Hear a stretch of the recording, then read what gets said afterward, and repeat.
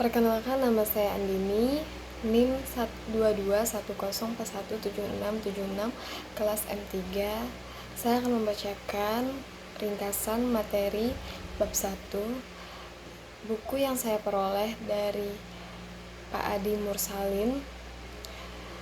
Bab 1, tinjauan dan ruang lingkup pemasaran.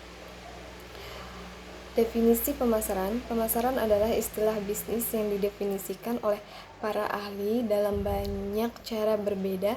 Faktanya, bahkan di tingkat perusahaan, orang mungkin melihat istilah tersebut secara berbeda. Pada dasarnya, ini adalah proses manajemen di mana produk dan layanan berpindah dari konsep ke pelanggan. Ini mencakup identifikasi produk, menentukan permintaan, memutuskan harganya, dan memilih saluran distribusi. Ini juga termasuk mengembangkan dan menerapkan strategi promosi.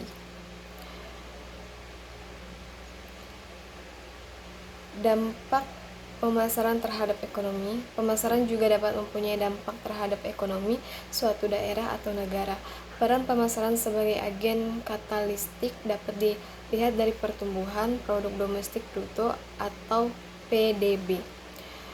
Pemasaran menyediakan jaringan sinergis yang diperlukan untuk meningkatkan pertumbuhan ekonomi yang positif. Aktivitas pemasaran dapat menyediakan lapangan kerja bagi masyarakat. Mereka dapat bekerja sebagai karyawan penjualan di manufaktur. Konsep manajemen pemasaran. Meskipun selama beberapa dekade banyak literatur telah berulang-ulang kali menekankan pentingnya mengadopsi filosofi konsep pemasaran. Konsep produksi. Konsep produksi adalah salah satu konsep bisnis tertua.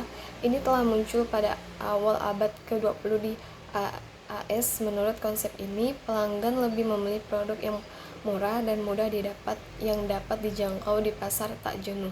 Dasar dari konsep ini adalah penekanan pada biaya produksi yang rendah, efisiensi produksi yang tinggi, dan produksi massal atau volume produksi yang besar.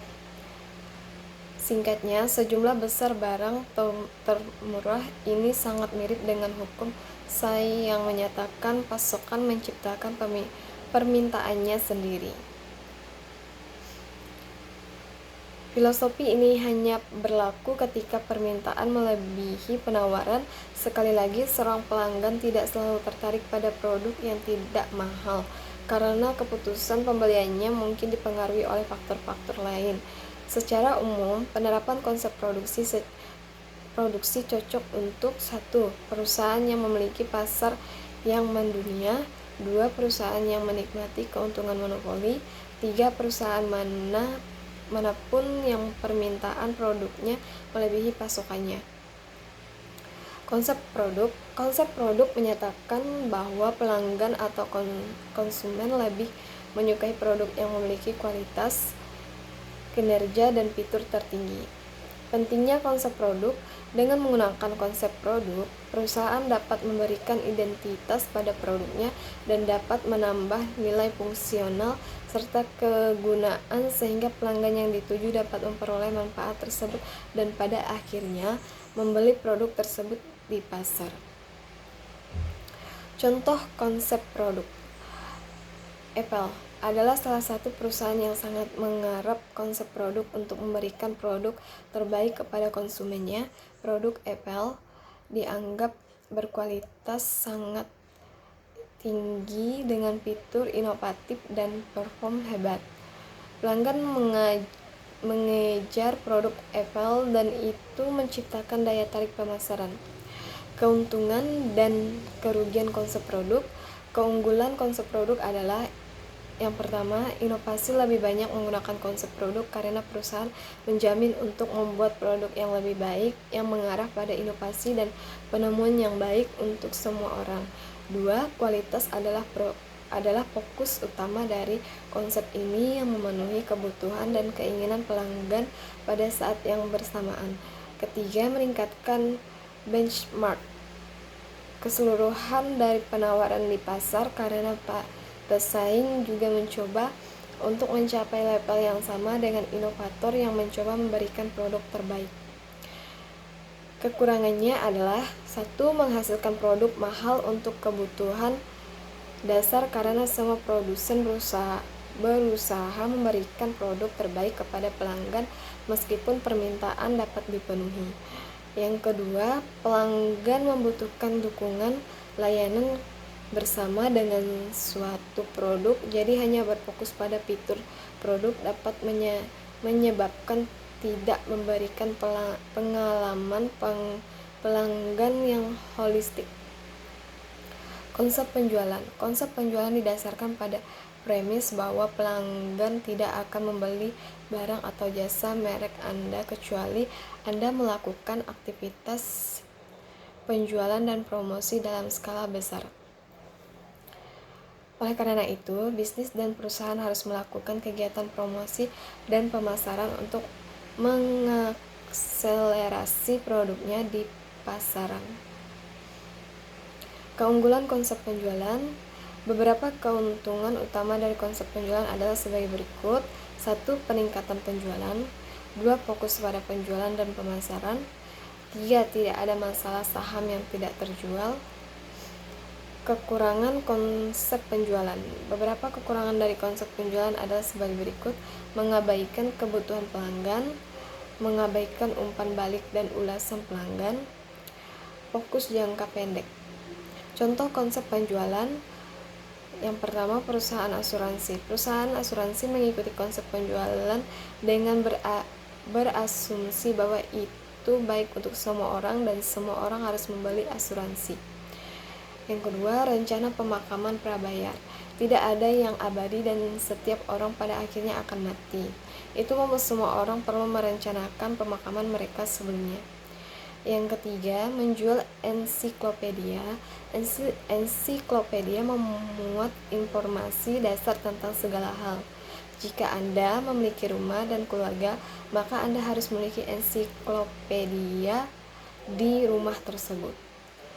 Yang keempat, penjualan door to door. Penjualan dari pintu ke pintu, mengunjungi rumah semua orang dan mencoba menjual barang rutin. Konsep pemasaran berorientasi pada pelanggan. Ini menempatkan pelanggan di tengah-tengah proses pemasaran, mencari tahu kebutuhan dan keinginan pelanggan, kemudian memuaskan kebutuhan tersebut dengan lebih baik daripada pesaing. Perbedaan konsep penjualan dan konsep pemasaran. Selain pengertian di atas, terdapat beberapa perbedaan mendasar antara kedua konsep tersebut yang dijabarkan pada poin-poin di bawah ini. Yang pertama, dalam konsep penjualan, orientasi penjual adalah untuk menjaga bisnis dan produk yang dihasilkan, sementara konsep pemasaran berorientasi pada kepuasan konsumen. Yang kedua, konsep penjualan berusaha untuk memaksa konsumen berpikir tentang produk. Di sisi lain, konsep pemasaran akan mengarahkan produk agar dapat masuk ke dalam pikiran konsumen secara perlahan. Yang ketiga, titik awal konsep pemasaran adalah target pasar, sehingga hal pertama yang dilakukan dalam konsep pemasaran adalah riset untuk mengetahui kebutuhan konsumen. Sebagai lawan dari ini, konsep penjualan membuat pabrik sebagai titik awal. Oleh karena itu, penjual akan membuat produk terlebih dahulu dan dilanjutkan dengan usaha promosi. Yang keempat, fokus utama dari konsep pemasaran adalah pada kebutuhan konsumen. Konsep penjualan lebih menekankan pada produk yang sudah ada. Yang kelima, konsep penjualan memiliki perencanaan bisnis jangka pendek dengan mengambil posisi yang baik di pasar. Yang keenam, upaya yang terlibat dalam konsep penjualan hanya mencakup promosi dan persuasi. Yang ketujuh, dalam konsep pemasaran, harga ditentukan berdasarkan berbagai faktor yang ada di pasar, yaitu permintaan dan penawaran komoditas. Konsep pemasaran sosial. Ide konsep pemasaran sosial didasarkan pada kesejahteraan seluruh masyarakat karena mempertanyakan strategi konsep pemasaran. Apa yang diinginkan pelanggan bukan berarti akan baik untuk mereka dalam jangka panjang. Pasar sasaran. Ide pasar sasaran didasarkan pada konsep segmentasi pasar, pemikiran bahwa setiap pasar dengan permintaan yang berbeda atau heterogen akan terdiri dari sejumlah pasar yang lebih kecil. Bauran pemasaran. Bauran pemasaran mengacu pada serangkaian tindakan atau taktik yang digunakan perusahaan untuk mempromosikan merek atau produknya di pasar. 4P. Membentuk bauran pemasaran yang khas harga, produk, promosi, dan tempat. Namun saat ini bauran pemasaran semakin memasukkan beberapa PS lain seperti packaging, positioning, people, bahkan politik sebagai elemen bauran vital. Apa keempat pemasaran tersebut? Yang pertama reach, yang kedua produk, yang ketiga page, yang keempat promotion. Apa pentingnya bauran pemasaran? Semua elemen bauran pemasaran saling mempengaruhi. Mereka menyusun rencana bisnis untuk sebuah perusahaan dan ditangani dengan benar dapat memberikan kesuksesan besar. Tugas utama pemasaran. Manajemen pemasaran harus melakukan serangkaian tugas yang diperlukan untuk sukses dalam pemasaran. Tugas dasar pemasaran adalah sebagai berikut. Yang pertama, mengembangkan strategi dan rencana pemasaran. Yang kedua, membuat sistem informasi pemasaran.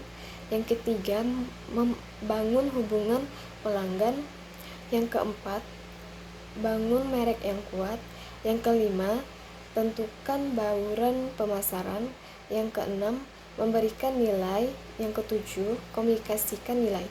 Yang kedelapan, ciptakan pertumbuhan jangka panjang. Yang kesembilan, implementasi dan pengendalian. Demikian ringkasan bab 1. Terima kasih.